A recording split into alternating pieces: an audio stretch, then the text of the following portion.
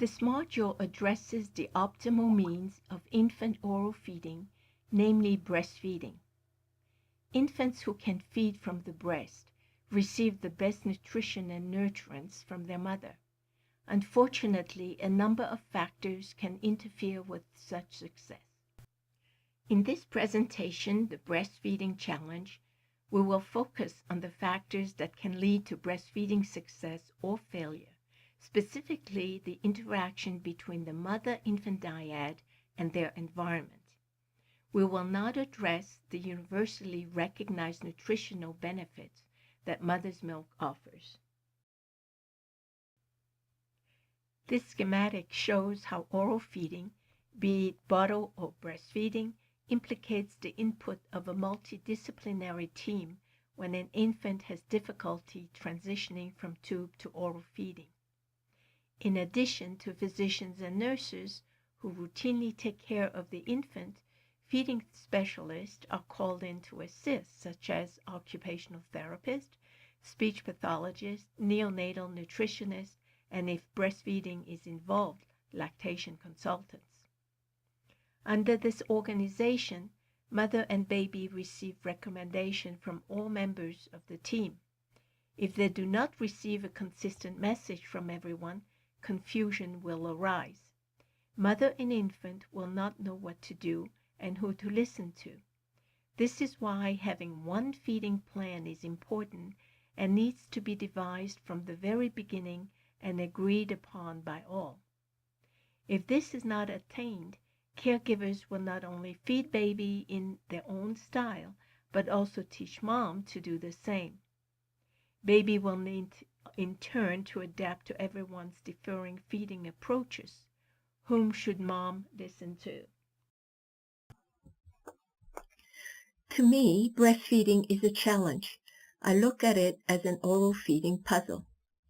To gain a better understanding of the factors that may hamper breastfeeding, I want to introduce the following working model. I am not sure that it is simpler, but it may help us find a better way through the forest. 3 parties are involved in this scene: mother, infant, and just as importantly, external factors that surround the dyad. From the maternal side on the left, I distinguish between maternal behavior and lactation. On the infant side in the middle, I have infant's non-nutritional benefits, i.e. growth and development, and nutritional benefits relating to the infant's oral feeding skills, which allow him or her to take in nutrition via the breast. On the external factors on the right, I have the environment and the caregiver. I will not talk about the latter aspect as I have discussed it already in Module C. What is important to note in the schematic is that all these factors can affect each other, thereby hampering breastfeeding. So I will now focus on the imbalance within the mother and preterm infant dyad and discuss briefly how maternal behavior, lactation, infant growth and development, and infant oral feeding performance can be affected. The information I am providing is based on evidence-based research studies. Let's start with pathway 1 at the bottom of the diagram. If baby cannot latch on and remain on the breast due to immature sucking skills, for instance, lactation will decrease and eventually stop.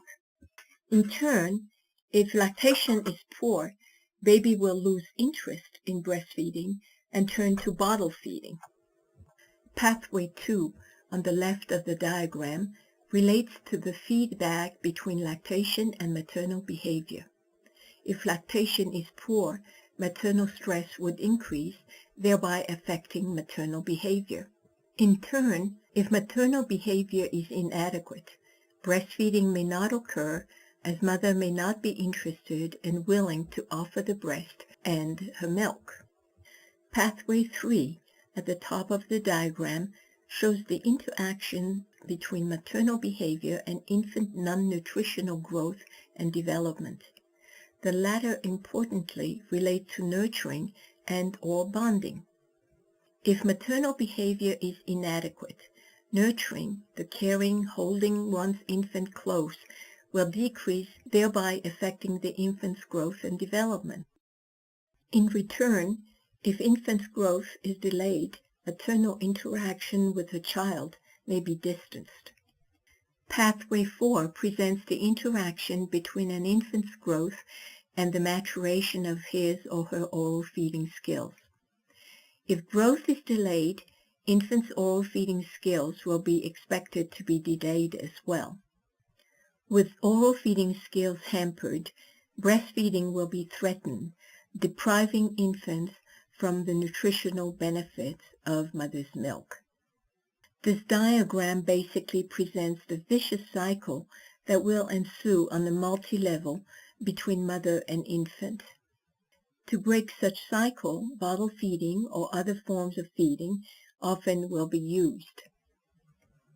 This breastfeeding scenario does not pertain to only preterm infants with immature nutritive skills, but any infant, be it term or not, who present with delays in functional growth due to chronic disorders such as bronchopulmonary dysplasia, cardiac infants, congenital anomalies. Just as importantly, it may arise from maternal factors independent of her infant, such as stress at work, family instability.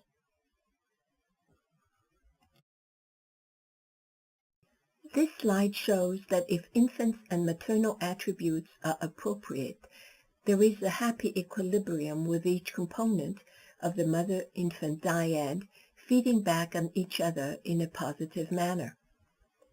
This is the balance we all hope to see develop between mother and child, as often seen following the birth of a healthy term infant.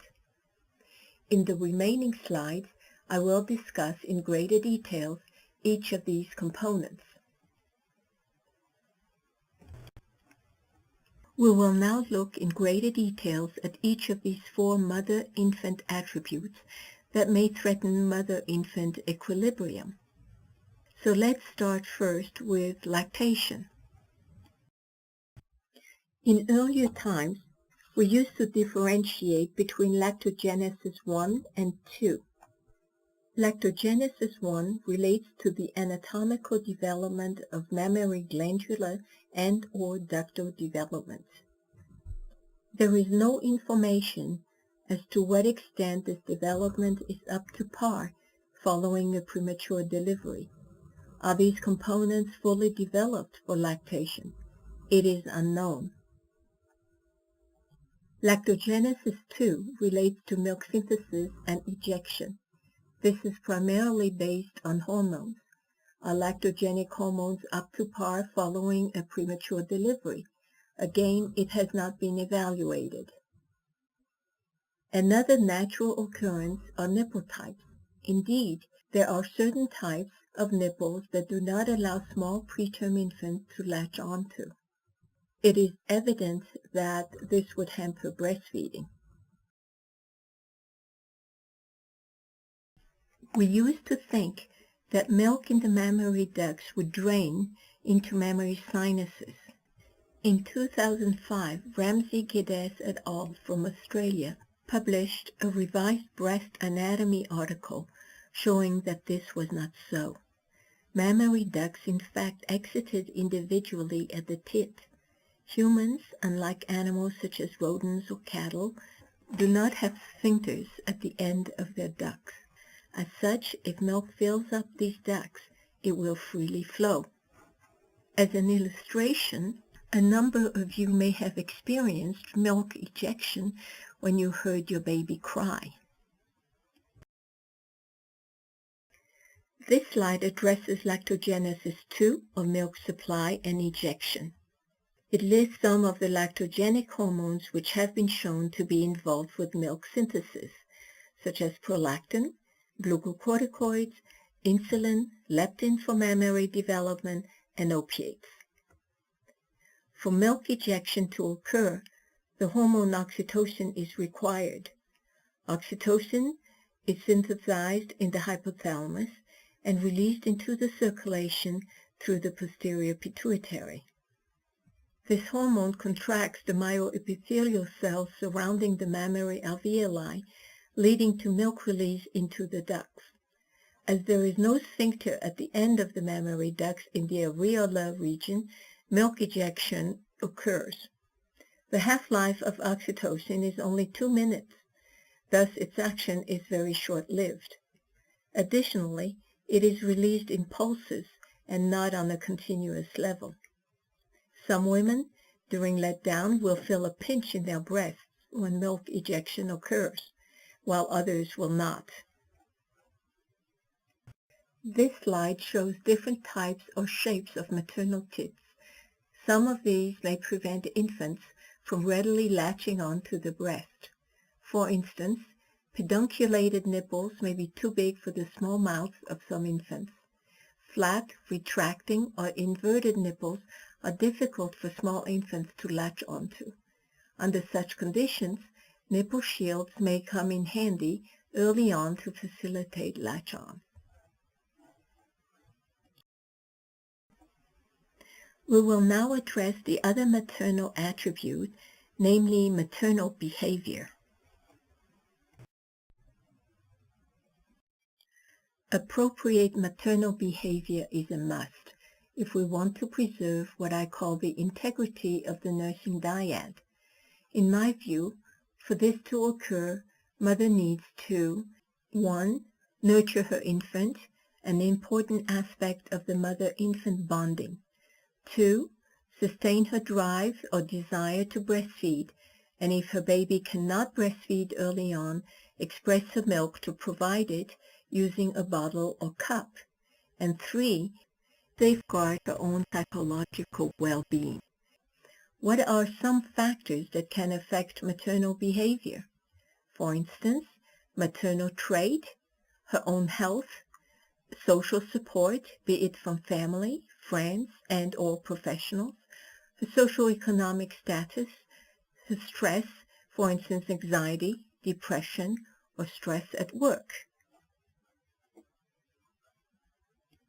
In the next 2 slides, we will discuss the infant's attributes that can jeopardize breastfeeding success, namely the nutritional and non-nutritional benefits of breastfeeding. So first, the nutritional benefits of breastfeeding can be attained if the infant can breastfeed safely and successfully. To do so, he or she must be able to latch onto the breast, have efficacious nutritive sucking skills so that he does not spend too much energy on feeding, have coordinated suck-swallow-breathe in order to breastfeed safely, have endurance to feed for a reasonable duration, for instance 20 minutes. If not, her caloric oral intake would not be sufficient to maintain an appropriate weight gain. Unfortunately for hospitalized infants who were born prematurely, are fragile or sick, their oral feeding experiences may not be up to par due to immature oral feeding skills, decreased opportunity to feed by mouth if tube feeding is favored at the time, and poor endurance, which would not allow them to remain latched onto the breast and feed for extended period of time.